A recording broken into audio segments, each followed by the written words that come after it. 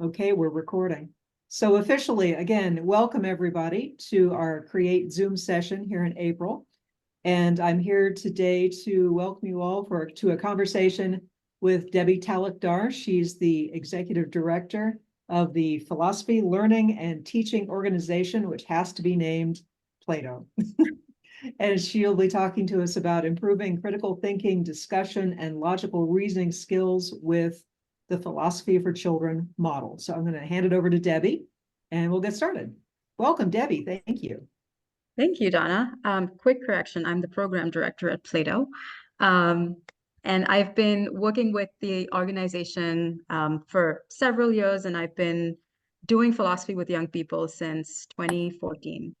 So I'll get into a little bit about just very briefly my background, what got me interested, and I think that might resonate with some of you.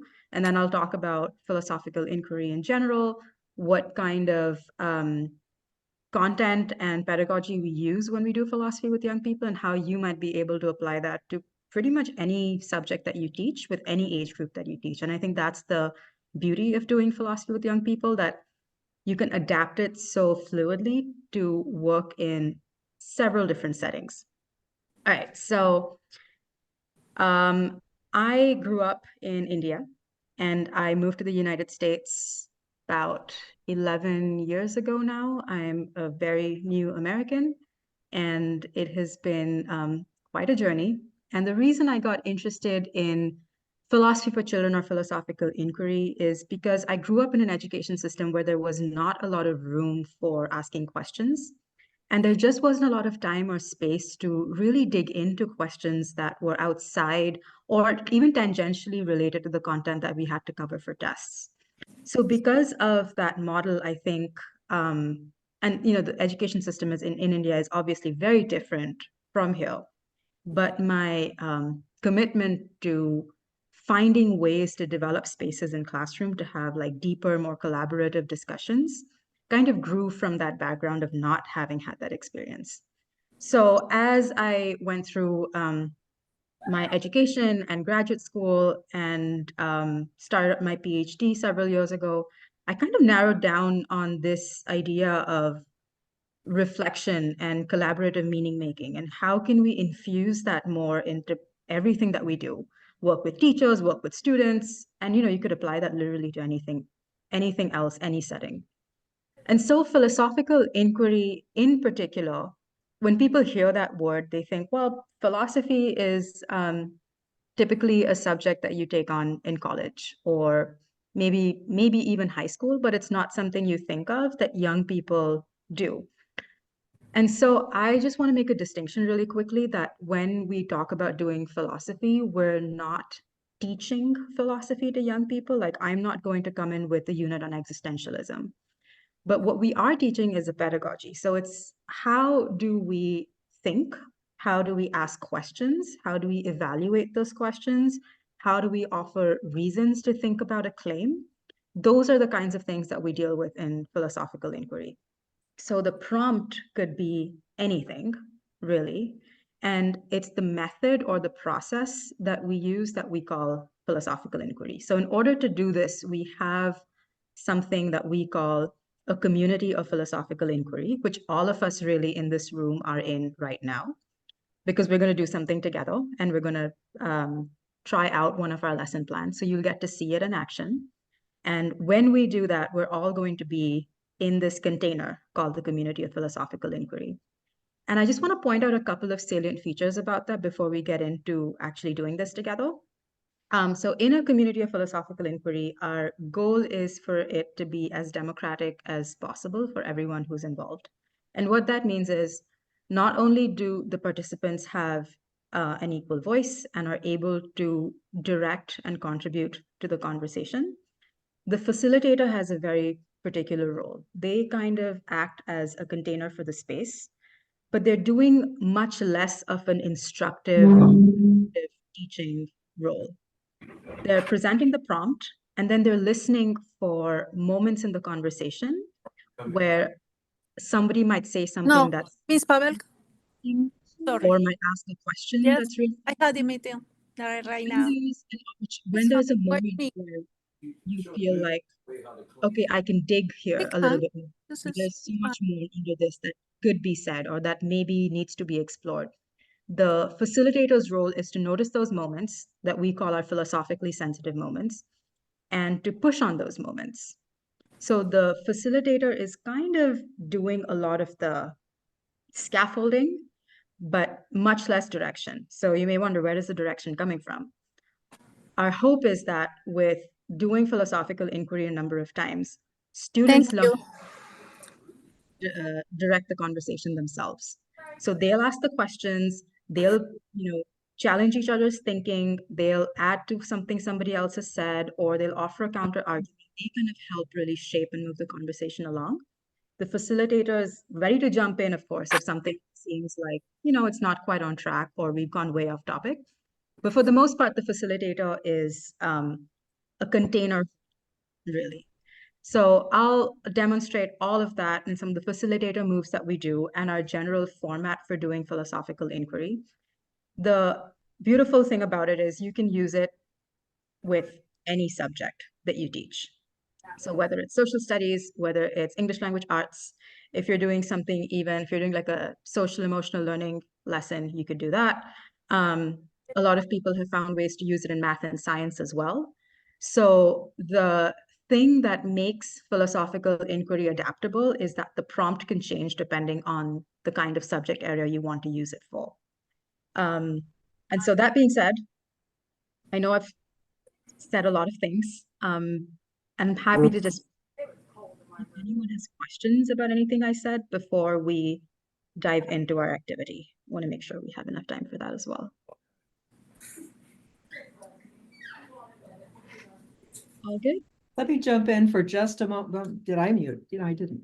You're good. Could everyone please take a moment to mute their system?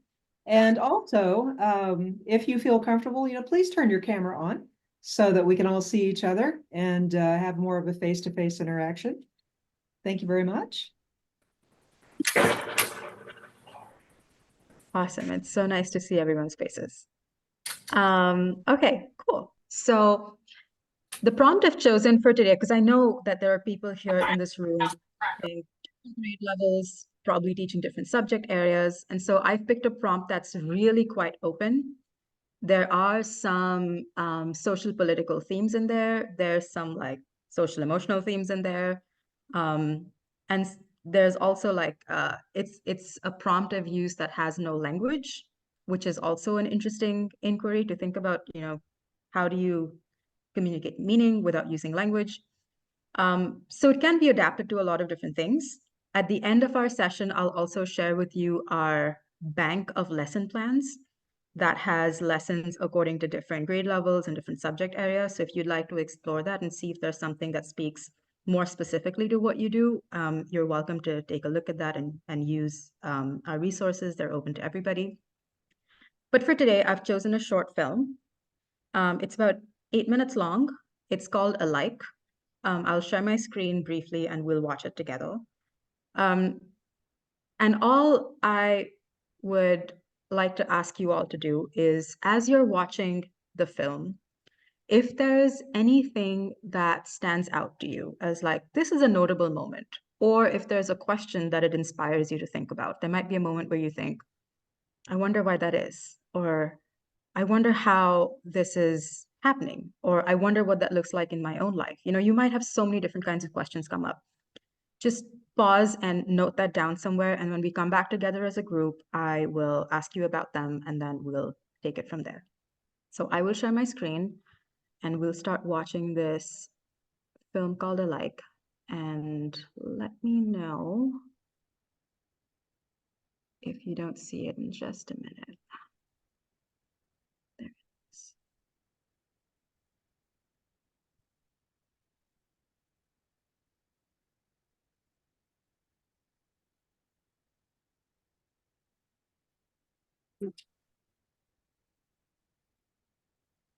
All right.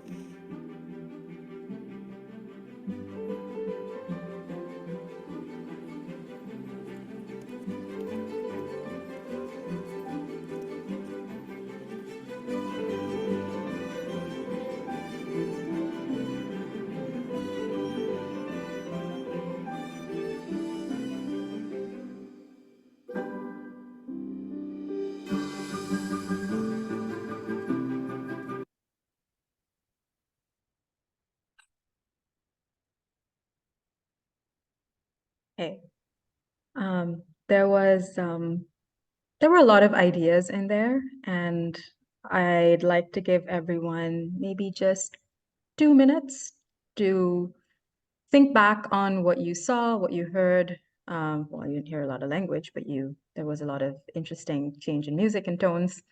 So think about all of the things that you noticed, and if you could come up with a question that this short film made you think about, that would be great. If it's helpful to just scribble out some thoughts, go ahead and do that. But if you already have a question ready, you can offer it in the chat. And let's just see what's coming up for this group.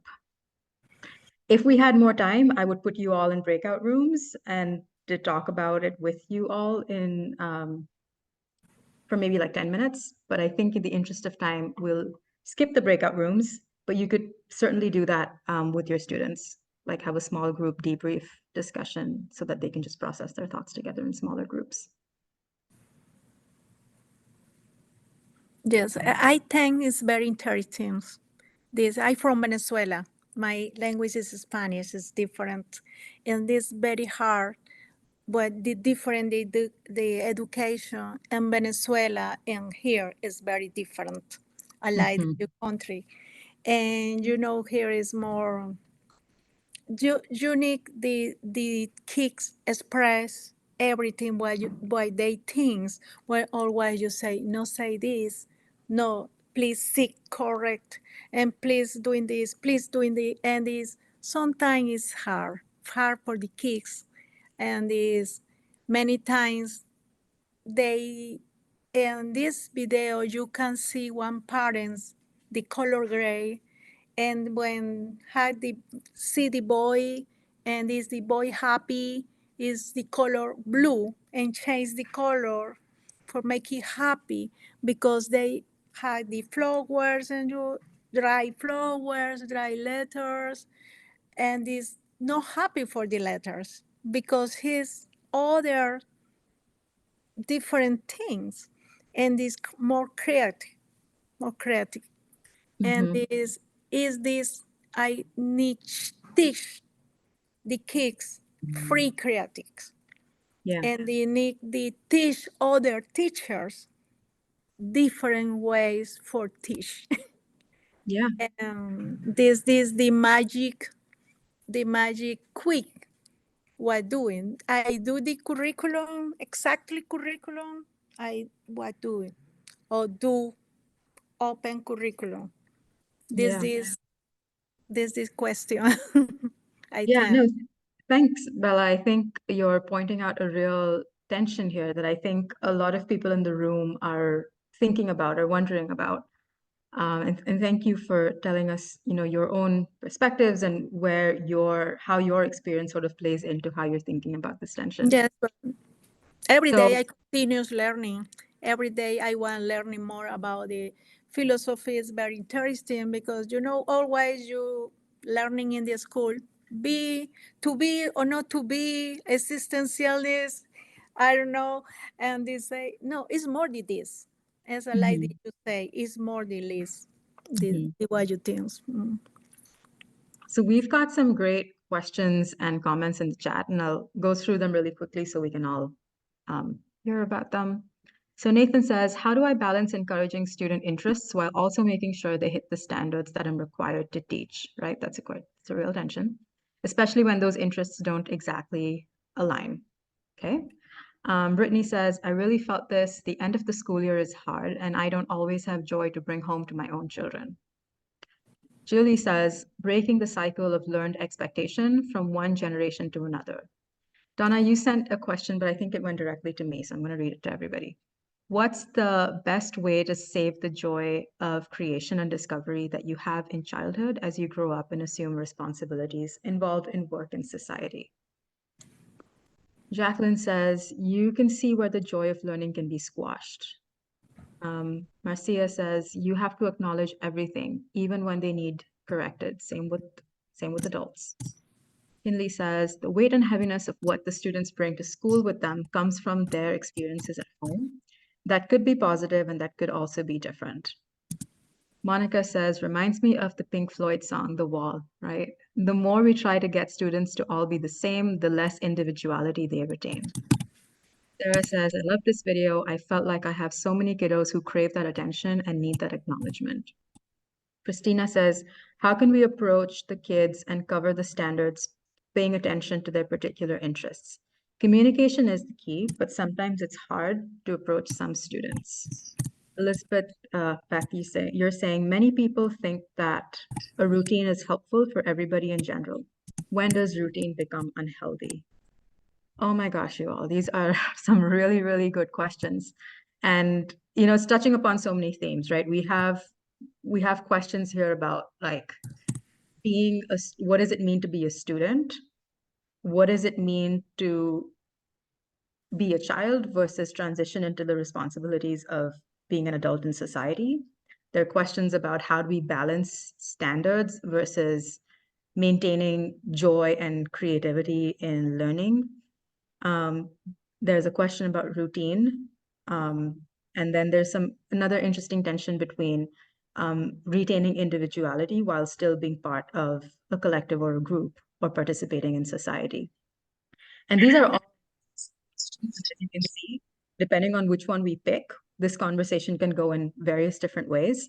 So now that you've sort of read through all of the questions and comments that we've offered, and again, if we had more time, we'd do this maybe differently. If we had more time, what I would have done is listed out all of these questions on a board, and I would have had the students in the room pick a question or vote on a question that they think is the most interesting to them. So through a process of voting, which essentially democratizes the choice of the question, the students get to then pick which question is interesting. And my role as a facilitator would be to go with that question, even if that question, like at the outset, doesn't seem like even if it doesn't seem super philosophical or like there's a lot in there, typically it'll uncover something that will lead the discussion into more deeper meaning making. So what we're going to do right now is, Jill, you're saying, isn't the time constraint we're facing in experiencing this as you would like mirror the classroom? Yes. And so what we're going to do, Jill, to your point, in the interest of time, is if anyone would like to either hop off of mute and tell us which idea or theme or question is resonating, or if you'd like to offer it up in the chat, we can do that too. Just so voice in deciding what we talk about.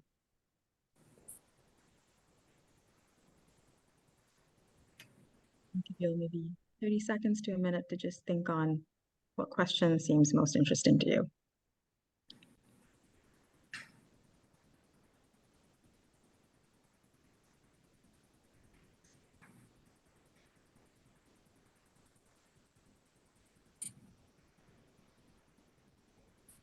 I like Miss Gillentine's question there at the end about, when does routine become unhealthy?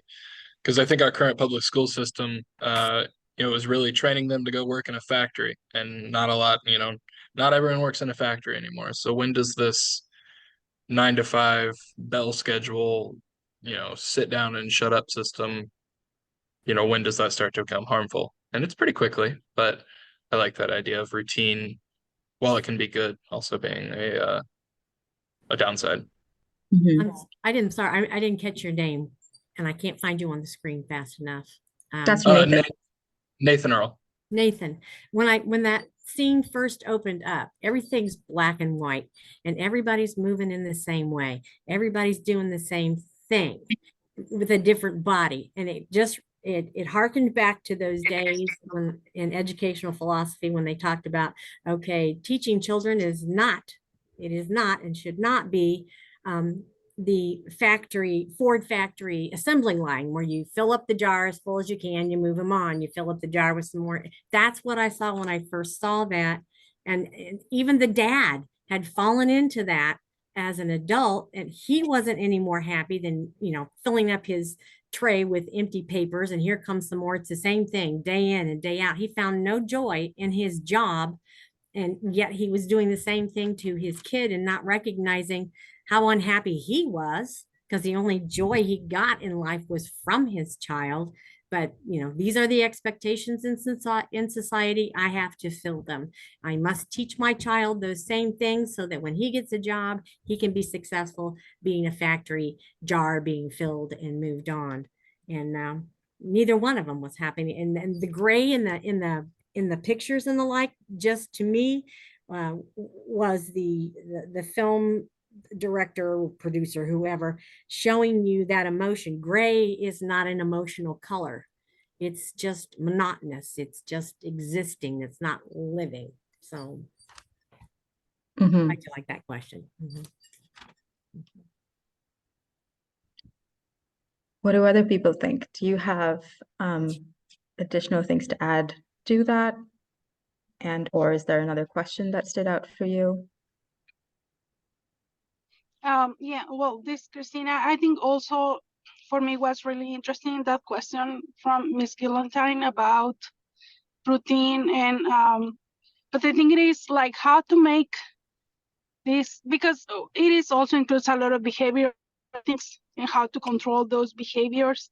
And I think probably sometimes we misunderstand that word, like routine, about to have like a set of our goals, set of our schedule, set of the activities that we have to do every day. But also, how can you get out of that routine, keeping the behavior and things like that, like to run smoothly, and everybody keeping focus on this main objective without creating this disruption? Because sometimes I think part of that routine is trying to help us, or I'm using as a tool to keep certain environment in the classroom, to try to keep everybody focused on what we are trying to teach. Or we feel like if someone is disrupting that at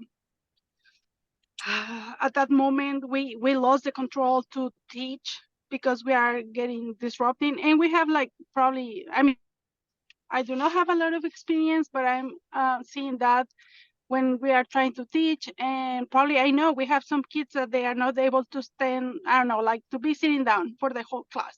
So we know they start walking up, walking, standing up, talking, and we feel like they are disrupting the class. But we already know that they are not able to stay there focused. So it is like, I don't know, it's like a combination of behavior and routine, and how can we make that routine to keep the main objective of teaching and kids learning without, I mean, respecting that part of the kids that they are not able to stay sitting down, but also they, at the same time, they are learning without, I don't know, being disrupting for other kids. I don't know. I think we have to work a lot on teaching them how to balance it, because they don't know how to balance it. Because I'm sorry, you got to have a little bit of routine here and there, but everything can't be automated. It doesn't allow for any creativity. It doesn't allow for any imagination. It doesn't allow for any self-expression. But all those things have to be modulated, or not modulated. What's the word I want? I think of it. It's balance just keeps coming in. You got to show them how to balance it. Yes, you can be this, and yes, you can be that, but there is a line when it goes too far. But yeah, you're right. And if we want them to think divergently, we have to allow them divergent moments. And that goes for anybody, not just students. So we all need to even practice it in our own lives, so that when we live it, we can express it and show that to them as well. You guys remember the book, oh God, Lois Lowry wrote it. It was probably one of the earliest dystopian stories. The Giver. Yes. Only one person saw color, because the rest of them were following the routine. And that's not the kind of society that we want for them to grow into or to live in.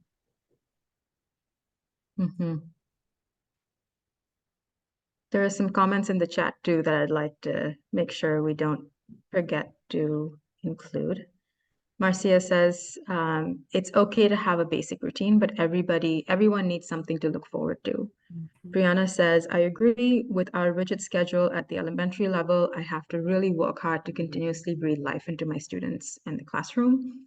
There absolutely needs to be a balance. Marcia says, totally agree with balance. And then Jill says, schools were originally meant to teach children the norms of what they're supposed to know, to functions and contribute to the community as a whole.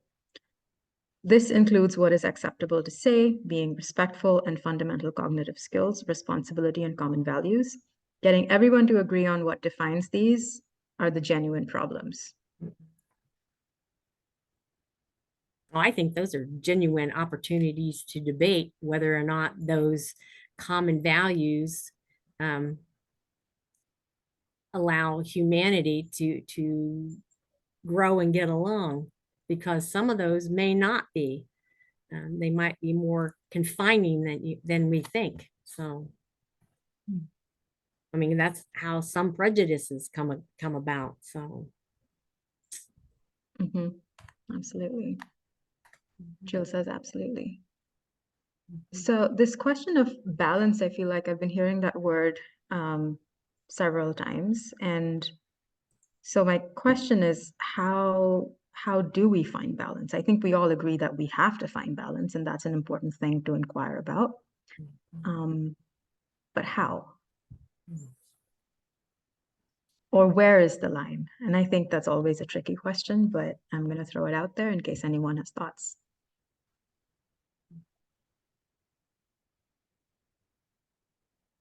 I wanted to ask one more question, because a lot of what you've said so far to me sounds like Socratic seminars. And I had asked a question earlier, how do they align? And is this really basically what you're talking about? Because if you use Socratic seminars in your room to discuss subject matter, then some of that, some of the history, some of the biases, some of the, I can't get my words out today to save my life. It's disappeared with my hair.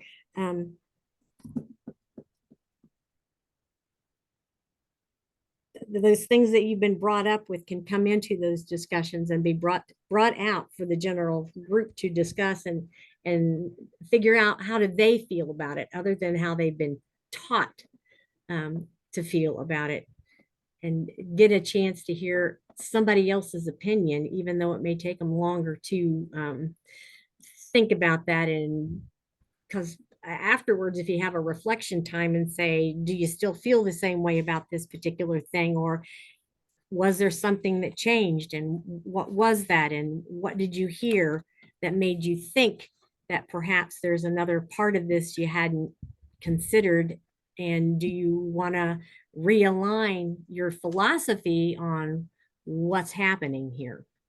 So I know with the CKLA that they're bringing in a lot of good literature and a lot of history, and an opportunity to talk about things that have happened in history. And so I think that would be one of those times where we could let the kids talk.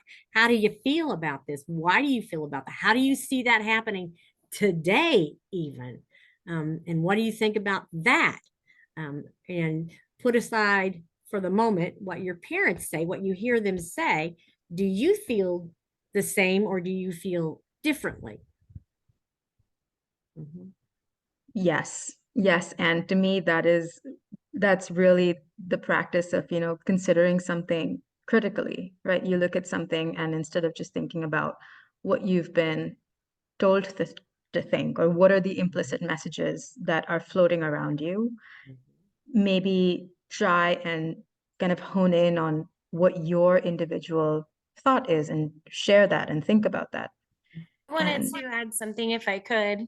Mhm. My comment, the weight and heaviness, that to me was really big at the beginning when the parent was taking in everything that he had learned and then put the backpack on the student, the kid, and then just all that heaviness, even though you don't exactly know what a kid is going through at home, parent communication helps. And just knowing who that kid is as a person in their culture, I think is really important.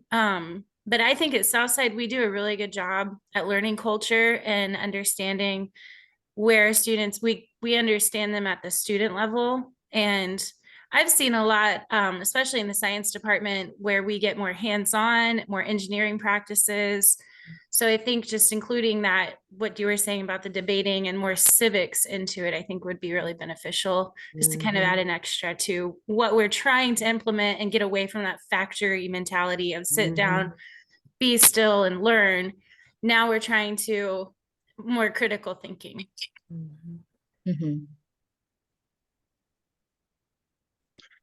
Beth, I'll respond to what you said towards the end because I feel like that's publication stuff. So we'll talk about that.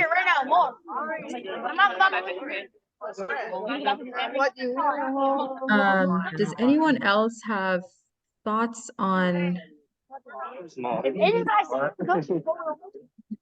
balance, getting to know our students? I agree. I agree absolutely this for to balance. For when you say how is the Clarence, I think you might need, question. Bella, hang on. Let's just make sure we can hear you. Clarence, you might need to mute your mic. You're not on mute.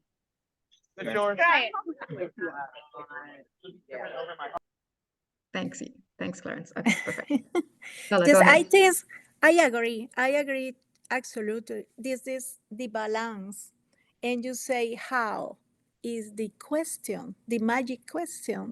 How do the balance in one salon for different students, the difference from different culture, from different families, you know, and you try to know every student for to do the balance for me working maybe one day very hard job and the next day a slow and easy job for day and other the next days listen music and listen music English, listen music Spanish. I teach Spanish. And the translator these music is sometimes funny and the competitions and challenger for day. I say, okay, this is one candy for you. What you think of this story? What you think of this song? What you can tell me in Spanish or you not tell me in Spanish? What you tell me in English? And this they learning more vocabulary, enjoy more the class because every day no es grammatic Spanish. Every day no es hard job because okay, today was hard. For tomorrow more easy. And I try to balance this. I try to doing this. And for me, working, the kids happy. I am happy. And this day one working more quickly too because he had maybe I bring candies, I like the party together. I like the family. I say, here is the family. Your classroom is the family because more are here and try to enjoy everything. And they try everything in the room, hers and log and this the atmosphere more kid this the maybe bright, I am smart, I am very confident, and every sentence, affirmative sentence for every student. And this, for me working this, I don't know, for other teachers, I try to do this. Yeah, thanks, Bella. Those are some strategies that I think people could definitely try. Like you said, create an atmosphere that encourages that kind of space. Like you said, you balance out. Some days are hard, some days are not so hard, and then affirmations, right? Those are some interesting strategies. Does anybody have any other, if not strategies to offer necessarily, but just thoughts on that? Like how do we find balance?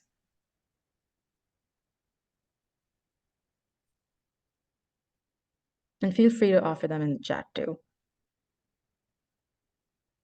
maybe just try to find opportunities where you can allow them to have a voice in whatever is going on in the classroom, to express how they feel about it. I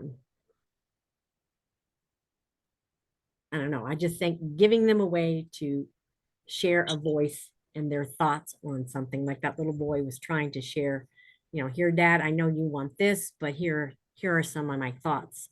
But to have those thoughts ignored day in and day out, he finally turned into the robot his dad thought he needed to be. And then his dad sees that, you know what, I just sucked the joy right out of his life, like they do already, like my life has no joy, and realizes what a mistake that is to not let his son express himself periodically,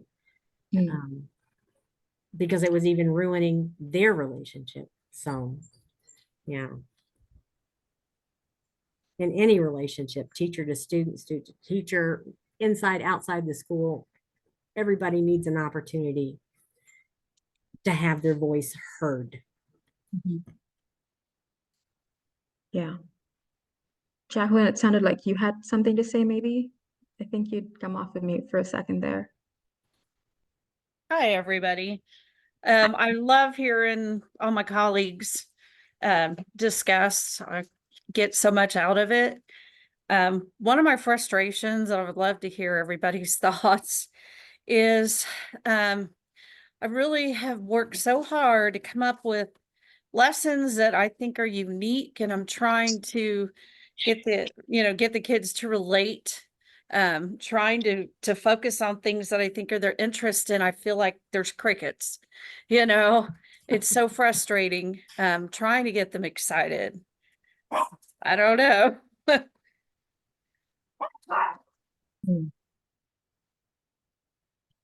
Thanks, Jacqueline. That's a great question for the group.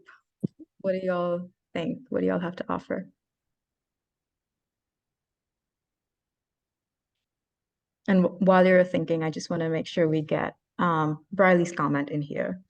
Allowing them to express their thoughts. With my preschoolers, I talk through each moment they show emotion as to why I'm doing what I'm doing, even if it's not the most fun thing to do or what they want to do. I want them to listen to me. I need to listen. If I want them to listen to me, I need to listen to them.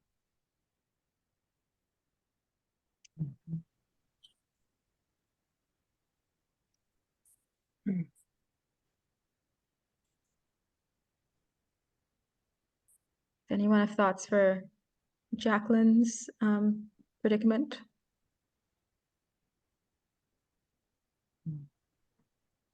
I've since forgotten what Jacqueline said. Jacqueline, remind us really quickly. What was your? Well, I've really worked hard on trying to bring a joy of learning into my room and trying to mix things up, and I really try to know my kids and to know their interest and try to design learning that surrounds that. But I just feel like I am so frustrated. I can't get them to see the joy in learning. I think in their heads, this is school and I'm not supposed to like it. And just find it to be a complete and utter frustration. I didn't know what your thoughts were. And I'm going to mute because I have 2 dogs that keep getting loud. So I'm really sorry if you hear them. I've certainly found myself in the same spot. Apathy and they just seem miserable. And sometimes they have very, very valid reasons to be miserable, and it's hard to navigate. How can I get a kid excited to talk about Mesopotamian cuneiform when, dad beat mom last night? I mean, it happens. It's really hard to, have them find that joy.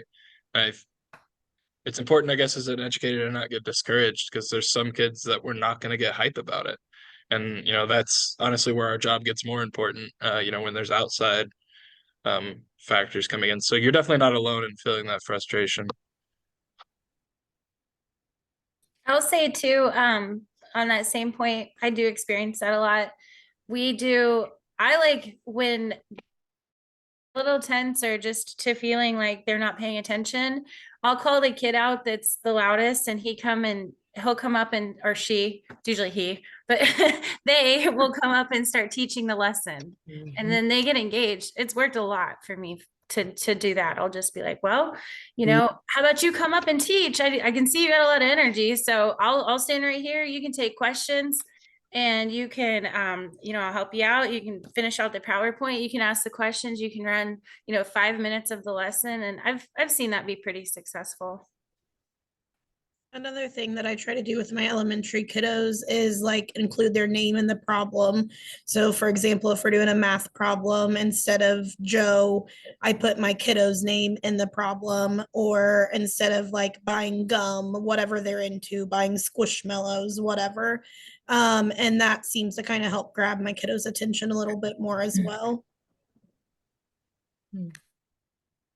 I think sometimes if you take a piece of art and put it up for discussion, and for me, one time that I tried this, I used the drawing that Norman Rockwell did of Ruby Bridges. The painting itself is very shocking, but then I like to put a picture of Ruby Bridges entering her school, the photograph of it, and then ask the kids, what do you see when you look at this picture? And you can see them start to be, oh, it's got the word N-word on there, and then you got to say, okay, what about this thing in the background? When you see in the background, they start discussing what's going on with the actual art. And then you get into, why do you think Mr. Rockwell painted her in this way? And then you can't see the Marshalls, only part of this. What is he trying to say to you through his art? And I found that they got super engaged with just her story, thinking about just that piece of art, and they brought that with them when we got into the reading of that story and discussing the history that was going on at the time and the way children were being treated in schools. And how does that make you feel today? And a lot of them would look around and I'm like, do you even worry about that kind of stuff today? Why don't we worry about that today? Do you find this really did happen? Do you think it sounds like it should have happened, could have happened? What has changed between then and between now? What do you think has changed now? Some of them will, they did admit that it's not a perfect world. We still have a lot of problem with race, and not as bad as it was, but those things, just little things like that, when you let them discuss how it, when it entered their mind, what does it make you think? How do you feel when you see something like that? And none of it came with any reading. It was just visual. And visual art, I think, can be very impactful when you're trying to get kids to activate their prior knowledge, activate their deeper feelings, activate what they experience in their own world, because a lot of times they can bring that into it. And it'll translate to what was then, what is now, what has changed, how did that happen? And if it's not any better, what could we be doing that we're not doing? So when they feel like they've got an opportunity to make a change in the world, and I think that's when they get more interested in school, because they think they're powerless because they're children. And that was one of the things I used to talk about with the civil rights movement. Children help break segregation. Just look at your children, the Children's March in Birmingham, Alabama. They broke it. The children broke it using the same techniques that adults had been doing. So their little raindrops can add up to a huge ocean when put together. They are more powerful than they think. They just don't know that they need to put it together. So those kinds of things can help you build enthusiasm about something. And I don't know about your Mesopotamian figures. I'm not even sure what that is, but there might. Cuneiform, it's a written language. Okay, well, and then have them try to communicate, I guess, in a different way. How could you communicate if these people didn't have a way to communicate? How does history get passed on? So, I don't know. Find some bizarre things that have happened, because word of mouth and oral history was important. Is still history is important, but there had to be a reason for these people to come up with this, and how does that translate to today? I mean, look at how we communicate today. It's a lot different than it was when, I don't know how old you are, Nathan, but I'm right up there with dirt and sliced bread. So the way we communicated as a kid and a high schooler is so different than how we communicate today. So I just went off on a weird tangent. Sorry, guys. All good. Jill says, I love discovery learning. The aha moments are phenomenal. The kiddos just need to develop the skills to not only participate, but to get along and how to positively contribute. Jacqueline says, I love the idea of letting them teach. Jill says, names in the math problems is so cool. My kids love it as well. Monica says, I've used music as a bell ringer in ELA class. I would play a song with powerful lyrics, and the students had to give their opinion about what the song is saying or what the meaning behind it is. I would also allow students to give song ideas as long as they were the clean version, and we discussed what the song is about. Jill asks, what was tried in the past? Why did it or did it not work? Jacqueline says, I've used music in the past. I love the idea of using it as a bell ringer. Okay, hieroglyphics. Marcia says, I have done different artworks, music artists, and their songs as bell ringers. They always enjoy it. I also have them teach all the review lessons. Okay, some really good strategies in here. And I'm wondering, like, all of these strategies and the questions that you raise, there are two things that are standing out for me. One is just pointing to the problem of maybe students not having enough opportunity to express themselves and their thoughts and voices and feelings about certain things. And the other thing I'm hearing is maybe they're just struggling to see the connection between the content of what it is that we're teaching to their lives. Like the whole purpose of teaching something is that we hope they can see the connection and use it. But oftentimes I think for whatever reason, students don't clearly see that application. And I'm wondering, like the question, like tying that back to what we were talking about a little bit ago about balance, like is the way to find balance to try and keep our eyes focused on these two things, which is student voice or student expression and connection to the real world. I don't know. I'm just offering this out there based on the conversations that we have and the ideas that y'all have shared. Does that sound right? Do you feel like there's more to it? Are there additional questions that come up for you? Yeah, well, I'm sorry. Go ahead. No. Go ahead. I think that is a very important part, to try to make them understand what is the connection between what they are doing or they are learning, or even if it is history, how can we change, or what was wrong, or what was good in the past that we should continue doing, or what we should stop doing, or how can we change that we are not agree with. And like, for example, we have I have one parent volunteer this year. She's a student's mom, and she works at the police department. So she came and visit the kids, and she talked about. I asked her how is she using like math or reading and writing, and she explained why it was so important about ELA, because the reports that she has to create and write, those should be very specific and have a really good or bad consequence. There is something wrong with that writing down, or like for example, math in her practice. Of course, they will not talk about like which is the angle or the position, but things like that. On math, she said like also is really important, and because all the time kids are like, why do we need to learn fractions? I'm not gonna use fractions. I'm not gonna use I don't know. Nobody will come and tell me like what is 3/4 plus 2 6 8 or whatever. But we talk about, okay, no, but if you're gonna have a, I don't know, a party, or if you need to design something, or if you are like with measures, areas, volume, you need to know where you will not go in and take up like a written problem in a book to solve.